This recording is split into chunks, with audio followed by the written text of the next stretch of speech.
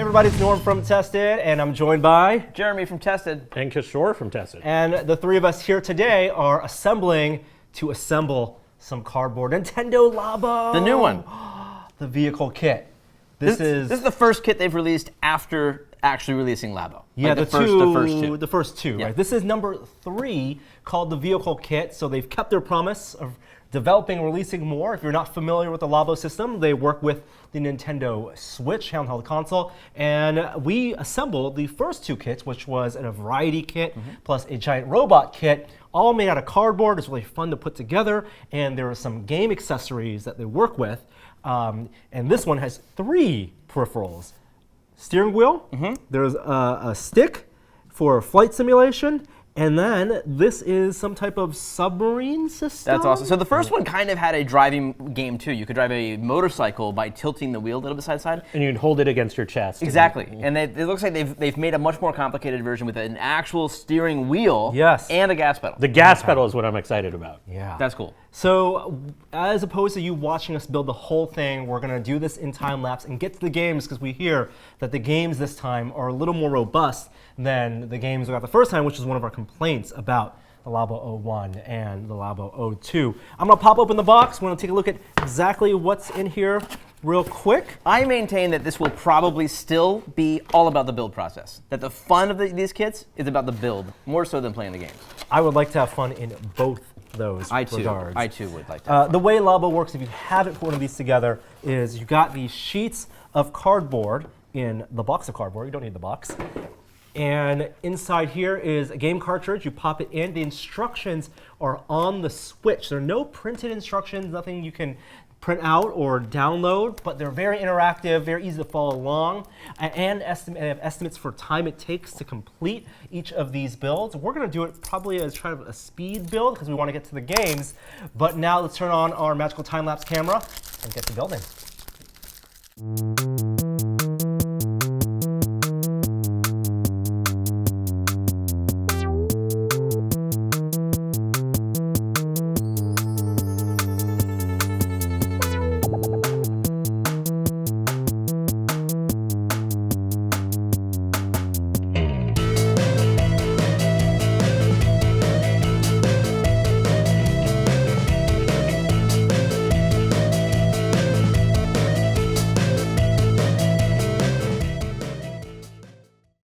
Okay, an hour and 45 minutes later, almost 2 hours. And this was a speed run. This Yeah. man's a machine. The Switch couldn't keep up with Norm. We've had some experience. We've only completed 1 out of the 3 vehicles, which maybe is the most complicated. Looks but like it might be. It might be the most complicated. Now, if you recall from the Nintendo Variety Labo kit, the most complicated one was the piano. And what impressed us most about the piano was the way it not made use of the accelerometers and the buttons inside these Joy-Cons, but to make these quote-unquote Toy-Cons, it also took advantage of the IR camera. Right. Every key was basically a piece of tape, and it used gravity to fall back down. Whereas this one, it uses quite a lot of IR as well, but there's rubber bands everywhere. Yeah, I want to show you. String. Inside the dashboard of the steering wheel here, there are lots of gadgets. There are stalks here that are actuated by rubber bands, and I'm rotating them, which, like in the keyboard, allows you then to generate a different IR pattern for different abilities. There's 4 states for each of these. Every single side looks different to the IR camera. Not only that, it makes it click. It makes it click. There's also a lever here, and then some special ability here with a drawstring. The lawnmower ability, of course. There's like an actual carriage, like that this is attached to, and as I pull it, it bounces back. Yeah.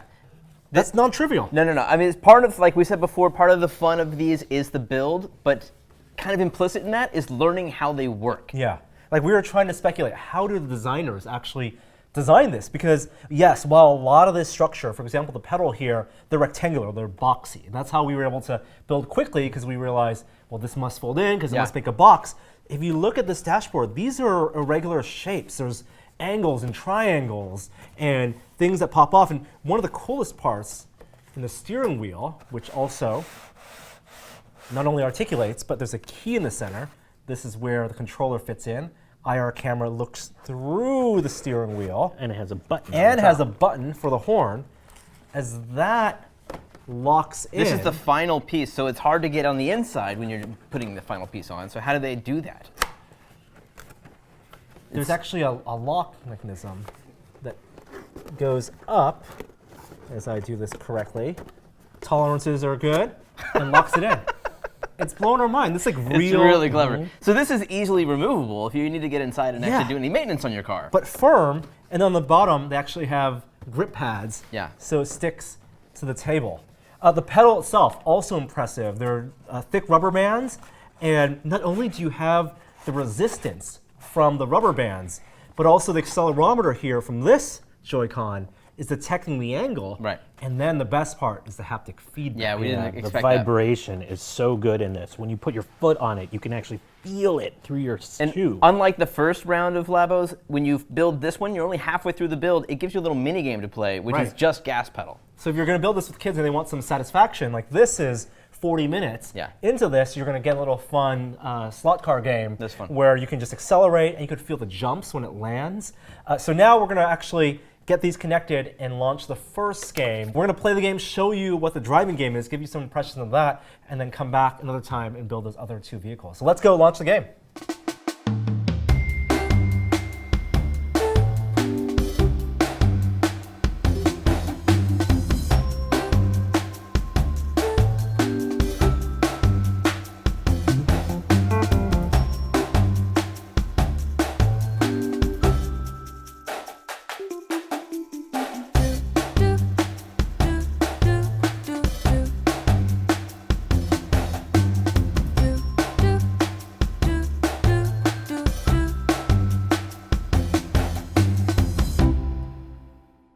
It's a week later now, and as you can see, we have all of the vehicle kits assembled thanks to Jeremy and your family. I got to build them. Yep. No, my whole family actually got to build them, and we all had our input on it and reactions to it. And I got to say, it was all very positive.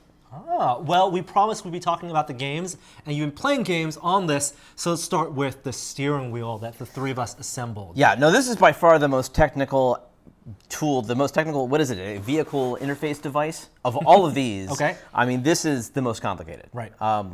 What was the time that took to build this? Like a couple hours? It was I mean, at it was least serious. couple hours. And we were motoring too. And the amount that it can do is pretty phenomenal. Like you not only have the steering mechanic right here with the key in there that's, you know, I don't know if that's doing anything but looking at the reflective tape that's down there in order to get the rotation. But then you've got these things which are spring-loaded, which in the game turn out to be this punching hand that comes out and can hit cars in front of you. And then this here rotates to 4 different directions, and it can become 4 different things. It can become like turning on your radio, or accessing menus, or turning on a saw. And again, it's things. seeing the tape with different designs every time you turn it. Yeah, exactly. The reflective tape, exactly. We had to put on this painter's tape because it actually was starting to fall apart. But that's kind of one of the nice things about the Labo is you can repair it with tape. And they give you more than you need if you need to cut up more of that reflective tape. The reflective stuff? And Absolutely. repair your devices. Yeah, the only thing that we didn't build together was this little thing up top, which is handy. It's for the screen. You can drop the Labo screen in there and then close it off, and suddenly you can drive and hang out right there. Did you prefer to play with the screen here or up to the TV? This was great. This was great. I mean, the Switch is a portable device, and that makes a lot of sense. And of course, it works with the Accelerator, which with that big rubber band gives a really nice response to feeling like you are actually stepping on a pedal. It does. I mean, yeah, it's surprisingly good. Plus, it has the haptic feedback right from the controller that's in there. It uses the vibration. It also kind of held up. Like, this is a test of what cardboard can do, right? This was, if you remember when we built this, it's kind of have all these ribs in here of structure. Yeah. This has been stepped on like for days by my kids, and I mean, it's not completely destroyed. It's probably hard to see. There's some like minor indentations here, but not very much. But that's what you would hope for, you know. You got to at least, let that slide because it is cardboard after all. I was impressed. One of the complaints that we had about the original Varieties kit was that the assembly was fun, it was very ingenious, but the games were more mini games, and while there was a lot of robustness in the programming you could do afterward, just the straight up gaming experience is what Nintendo is known for, wasn't quite up to par. How is that the case with the vehicle kit? I mean, you're not getting the next Mario game with Labo. It's still this first. It's still about the build. Now, what they did with the game this time, which is a little different from the last game where everything that you built had its own minigame, they have one overarching game that encompasses all of these controllers. Got it. So you have a vehicle. And if you put the key into the steering wheel, you get to drive it around. Oh, it turns right? into a car. But if you take this key and put it into, for instance, the flight joystick, look what happens. Oh, so it's the shared key. Transformers, right? And so now this was my favorite one. This was the easiest to build, but also the most elegant. It is a cardboard spring at the bottom, which allows you to, move the joystick around in various different ways. This is your accelerator for every single vehicle. So you put this on the floor, and then you accelerate, and your propellers start to spin. Oh my gosh. And then you're up in the air, and you're flying around. And there's a spring-loaded trigger, which allows you to fire your jets and shoot targets. And you basically explore the world, finding various things to do. And once you accomplish a task, it gets checked off your list. Jeremy, there is no yaw control. No. It is not a Flight Stick Pro. Okay. This is just a regular Flight Stick. Got it. Okay. How does this spring work? Right, yeah. It's just a bunch of intricate folds in a piece of cardboard. Fair. Like, that's not rubber bands, that's just cardboard. It's all very simple. The rotation, this is all accelerometer. The way that it's detecting which way it's facing, this is not using the IR at all. The IR is simply used for that button. Kind of like the fishing rod from the first game. Right. Accelerometer. And the Yeah. fact that you have a fixed position in the base for this means that they can be pretty precise about what they think you're doing. It's just a ton of fun. I mean, this is a peripheral. This is a Yeah. joystick for a flight simulator. Totally. Now, I get that it's cardboard and all, but it is a good feeling.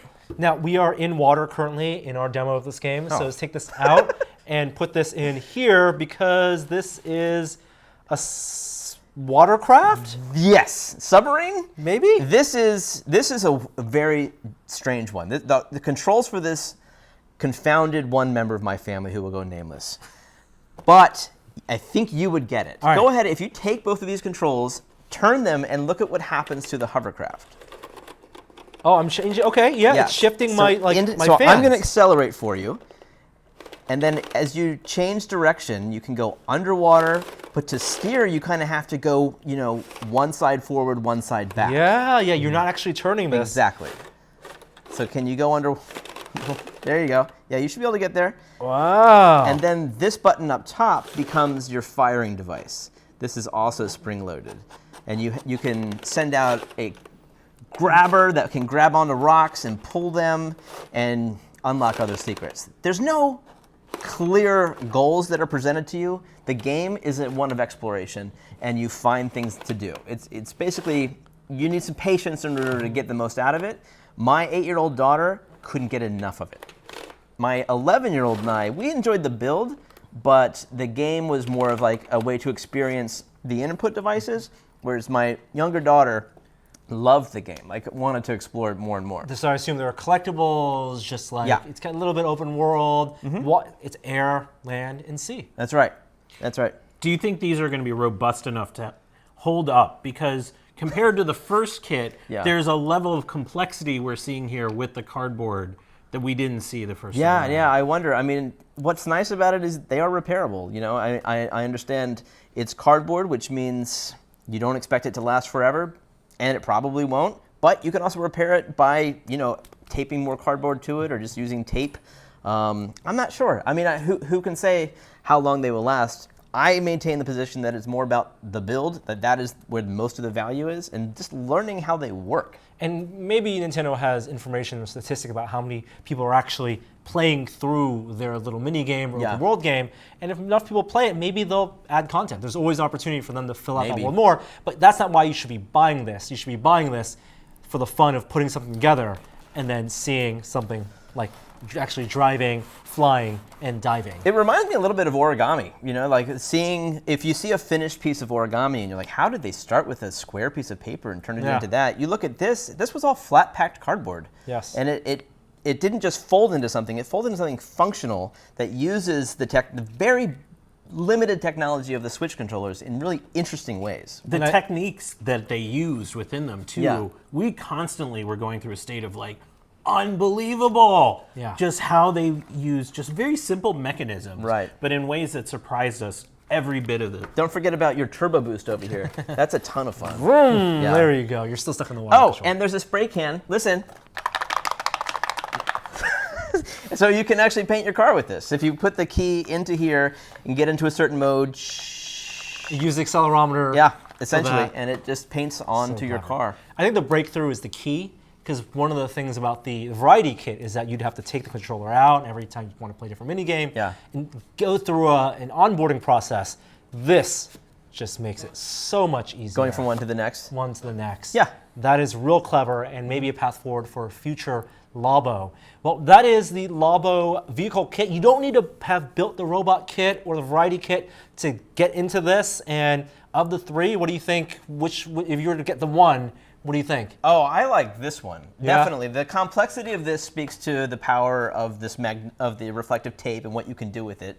And this is just a fun interface. Of all the Labo games, this is the most fun I've had with any of the interfaces. And this is just kind of an added bonus. Awesome. Well, thank you both for joining me on this build, and thank your family for finishing and completing this build. They want it back. I'm going to have to take it. All right, Jeremy's going to take it home, and thank you all out there for watching our Labo vehicle kit review. We'll have more videos in the future, and we'll see you next time. Bye.